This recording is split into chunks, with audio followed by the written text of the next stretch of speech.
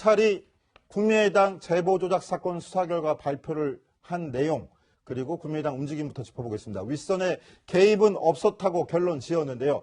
당 존폐 위기에 몰렸던 국민의당 한숨을 돌릴 수 있을까요? 김강진 전 의원과 함께 이야기 나누겠습니다. 어서 오십시오. 예, 안녕하세요. 네, 국민의당 바로 조금 전 검찰의 수사 발표와 관련해서 안철수 전 대표까지 참석시킨 채 긴급회의도 열고 대국민 사과도 내놨습니다. 그 모습부터 보시겠습니다. 제보 조작 사건으로 국민 여러분께 큰 심려를 끼친 데 대해 머리 숙여 사죄드립니다. 국민의당은 한 당원의 불법 행위와 이를 제대로 걸러내지 못한 잘못이 결코 책임을 피할 수 없는 일임을 철저하게 반성하고 있으며 당의 체질을 개선하는 계기로 삼아 국민 앞에 다시 서도록 노력하겠습니다. 네, 국민의당이 사과문을 발표하는 모습인데요. 자, 김강진 전 의원, 그 보시기에 어떻게 보면 고발인 입장하고도 같은 입장이실 것 같은데 만족하는 사과 발표였습니까? 뭐 만족스럽다고 할 수는 없을 것 같은데요. 국민의당 입장에서는 할 수 있을 만한 최대한의 역할을 한 거다라는 생각은 듭니다. 협치의 시작이 좀 보이네요. 다만 지금 이 문제가 제보조작 사건이라고 하는 것이 두 가지로 볼 수 있는 거죠. 하나는 법률적인 책임이 어디까지 있는 것이냐라고 하는 것이고, 두 번째는 국민의당은 정치 조직이기 때문에 정치적 책임은 어디까지 질 것이냐라고 하는 부분인데, 지금 국민의당은 이번 사과도 그렇고 그 앞서의 안철수 대표의 사과도 그렇고 해석적인 내용에서 보면 법률적인 관계성이 어느 정도까지 있느냐, 그 부분은 없다라고 하는 부분 계속 사과하겠다라고 얘기하고 있고, 다만 정치 집단으로서의 어느 정도 입장은 더 강하게 좀 내는 것이 맞을 것 같은데, 그 부분은 최대한 지금 피해가고 있는 것이 아닐까 이렇게 생각이 됩니다. 그 부분 좀 이따가 한번 계속 짚어보도록 하고요. 이현수 기자 말씀. 이게 이 반성, 대국민 사과를 쭉 듣고 뭔가 절절하게 국민들 앞에 사과를 한다라는 느낌보다는 좀 한숨을 돌려서 이제는 국면을 좀 바꾸자라는 느낌이 확실히 많이 들었습니다. 그 부분은 김강진 위원장하고 좀 결이 많이 그렇죠. 그러니까 모습인 것 같아요. 여러 가지 부분에 대해 사과하는 멘트도 있었지만, 이제 국민의당이 다시 혁신으로 다시 태어나겠다, 다음 전당대회는 꼭 혁신을 하겠다, 이런 이야기가 오히려 더 주였던 부분도 그렇고요. 그리고 그 자리에 안철수 전 대표도 함께했다는 점이 사실상 이게 약간 정치적인 의미가 있는 게 아니냐라는 게 정치권에서 나오고 있습니다. 자, 지금 이야기한 대로 안철수 전 대표 19일 만에 공개석상의 모습을 드러낸 건데요. 어떤 말을 했을지 함께 들어보시죠.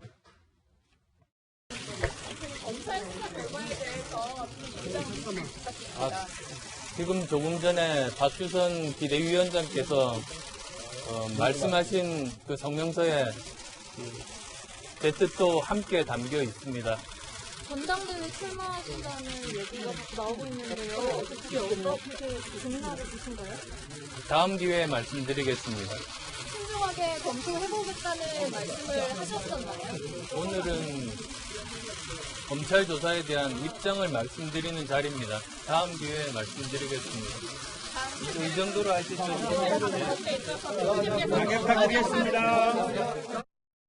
자, 19일 만에 공개석상의 모습을 드러낸 안철수 전 대표. 남긴 말은 다음 기회에 말씀드리겠습니다. 3번을 외치고 나갔는데, 자, 강병규 기자, 오늘 저 자리가 비대위원들과 현역 국회의원들의 모임이었단 말이죠. 비공개 의원총회인데 안철수 전 대표는 국회의원 신분도 아닌데 참석을 했습니다. 무슨 이유입니까? 예, 그렇습니다. 안철수 전 대표가 대선 후보 시절에 그 의원직을 걸고 대선에 출마를 했기 때문에 일단 의원 신분은 지금 현재가 아니기 때문에 오늘 참석 자격은 안 되거든요.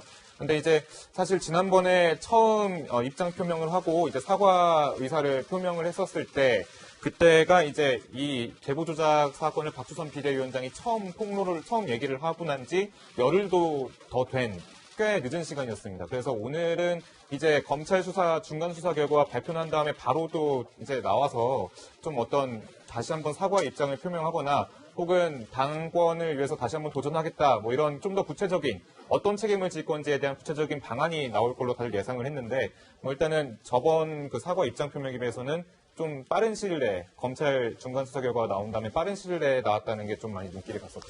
김강진 위원장 보기에는 안철수 전 대표 왜 나왔다고 생각합니까?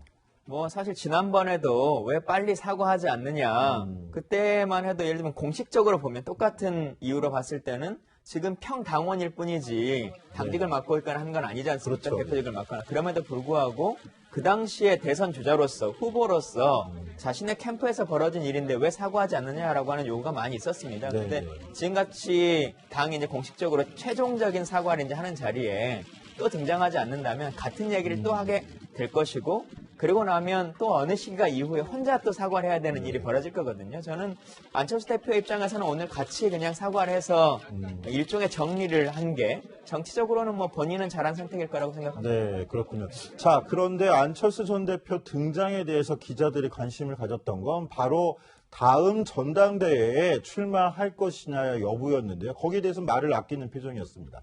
강병규 기자. 네.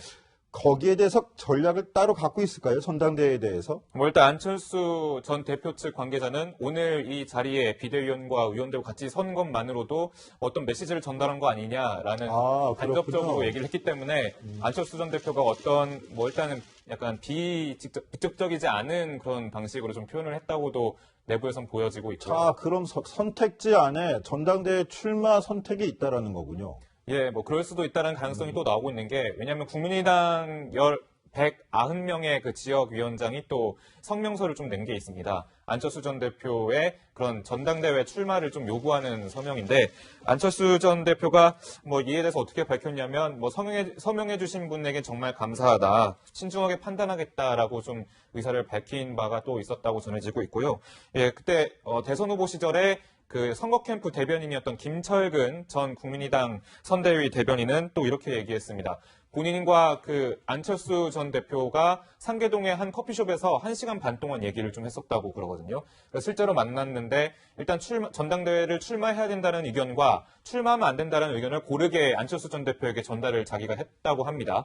그래서 일단은 본인은 안철수 전 대표는 신중하게 이 양쪽의 의사를 잘 얘기를 들었다고 좀 전해지고 있는데요. 어떤 선택을 할지는 좀 두고 봐야겠지만 가능성이 아예 없는 건 아니지 않냐라는 분석이 나오고 있습니다. 네, 저도 조금 의미심장하게 들은 부분이 조금 전에 같이 봤던 그 안철수 전 대표의 기자들의 질문에 대한 답에서 다음 기회에 말씀드리겠다라고 이야기를 하는 부분을 보고 우선 다음 기회가 있겠구나라는 생각이 가장 먼저 들었고요. 원래 사실 정치인들이 뭐 김광진 의원님도 아시겠지만 그 말을 안 할 때도 사실상 의미가 있는 거잖아요. 질문을 한다고 해서 무조건 대답해야 하는 건 아닌데 거기에 대해서 다음 기회에 말씀드리겠다라고 했고요. 그 다음 부분에 대해서 구체적인 질문을 하니까 오늘은 사과를 하는 자리다라고 했습니다. 이 부분을 좀 다르게 해석을 해보면 오늘 안철수 전 대표가 출마를 한다 또는 하지 않는다라는 발언을 했을 경우에 어느 쪽이든 간에 그게 기사 제목이 될 가능성이 높잖아요. 그러니까 아마 오늘 사과를 한 부분 기사가 충분히 나오고 그 다음에 다음 기회에 본인의 이제 고심한 결과를 말하겠다라고 이야기하는 걸로 봐서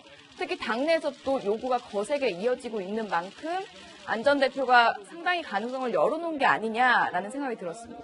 김광진 위원장, 네. 지금 얘기대로 안철수 전 대표가 전당대회를 출마하기 위해서는 11일까지는 후보 등록을 마쳐야 된답니다. 예. 시간이 그렇게 많이 남지는 않은데 지금 안철수 전 대표라면 어떤 거를 좀 고민하고 있을 거라고 보십니까? 11일까지는 상당히 많은 기간이라고 아, 생각합니다.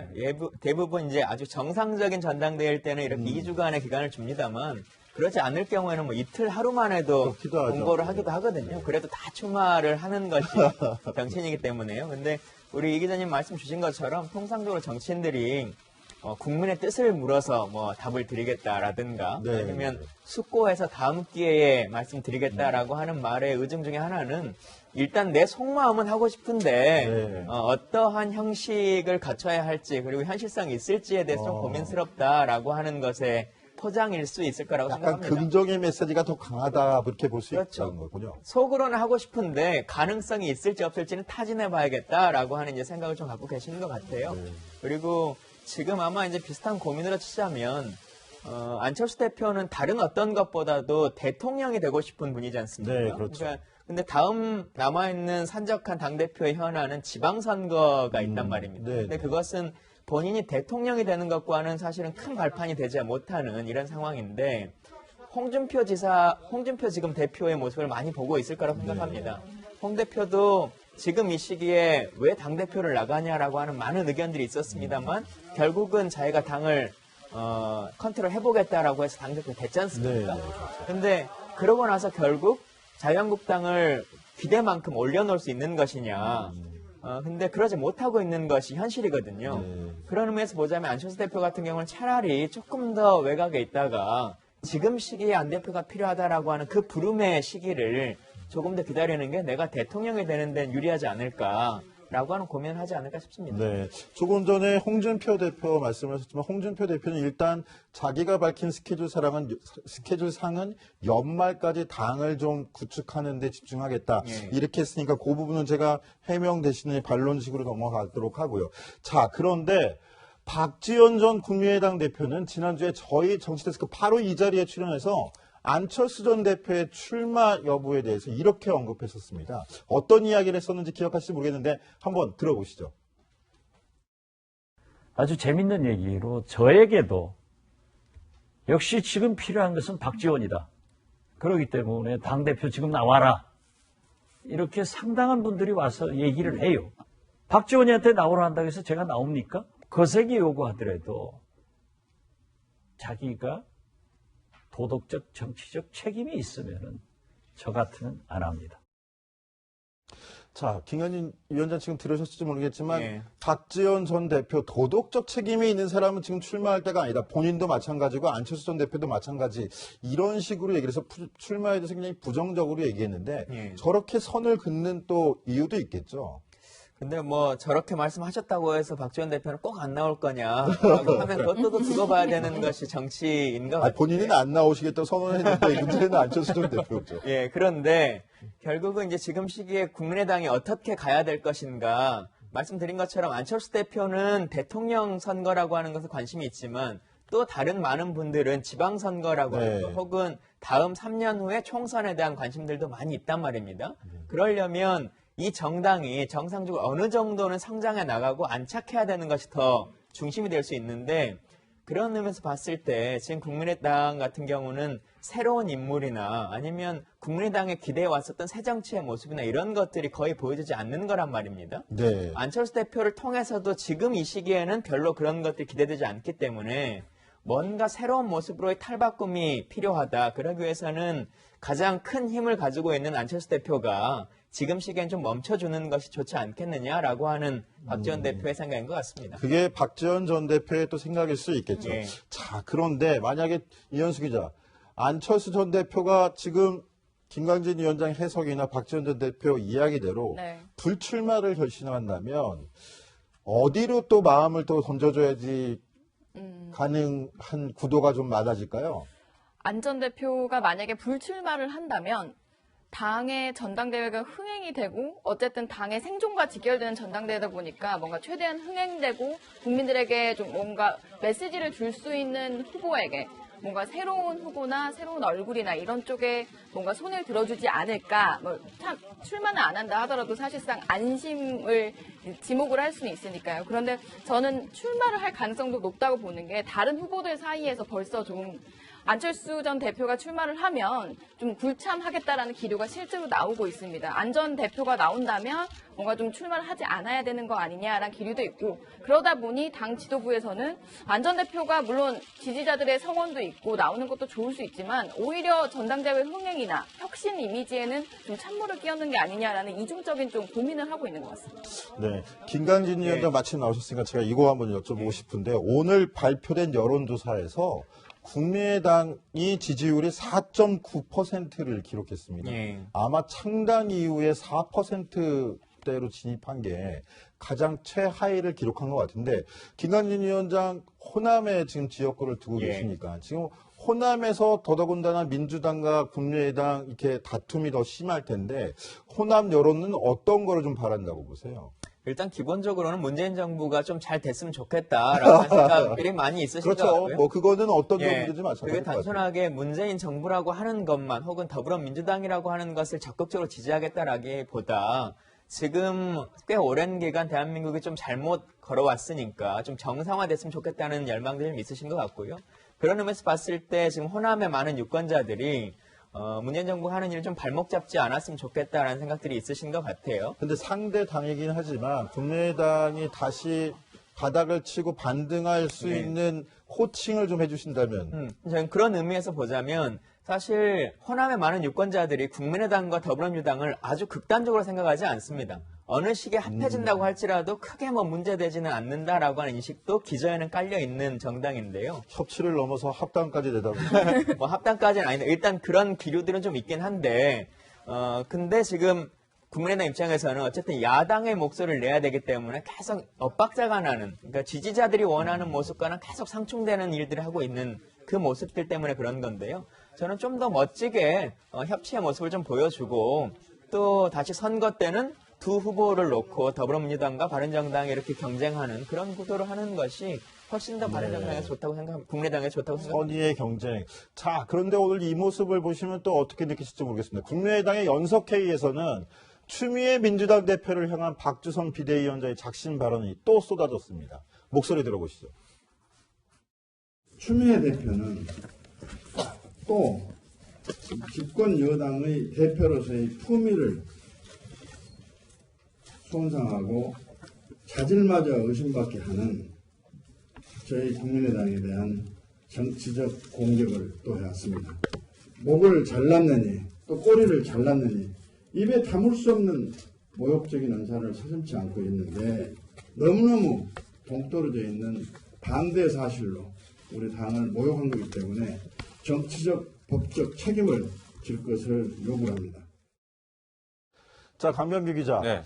앞서서 박주선 비대위원장 우리 정치데스크 나왔을 때 추미애 대표에 대한 원한 없다, 다 풀었다라고 얘기했었는데 네. 오늘은 또 저렇게 각을 세우는 모습을 비쳤단 말이죠. 수사 결과 발표가 윗선 개입은 없었다라고 났기 때문일까요? 네, 그런 시각이 상당히 많은데 국민의당에서는 또 이렇게 보고 있는 것 같습니다. 이 추미애 대표의 그 전체 그 말이 어떤 거였냐면 국민 세금 들어가는 공당이 야바위나 깡패 집단처럼 불의를 저지른 집단을 감싸야 되냐 하면서 약간 불의의 집단 그리고 뭐 도박에 비유하면서 상당히 좀 어조 높게 비난을 했었던 거죠.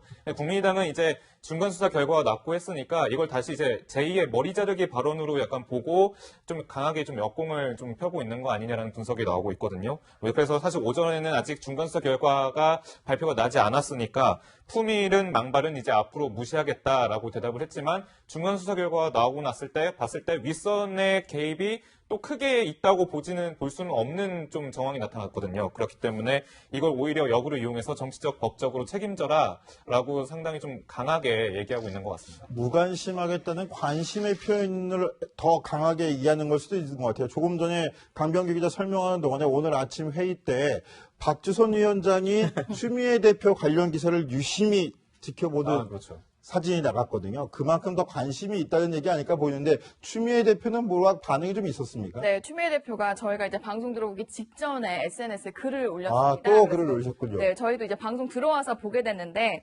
정호승 시인의 바닥에 대하여라는 시를 국민의당에 드리겠다라면서 아직은 바닥이 싫은 모양입니다. 빨리 딛고 일어서길 바라며 시 한 수 드립니다. 그러면서 시 내용으로 보이는 바닥까지 걸어가야만 다시 올 수 있다고. 바닥은 그냥 딛고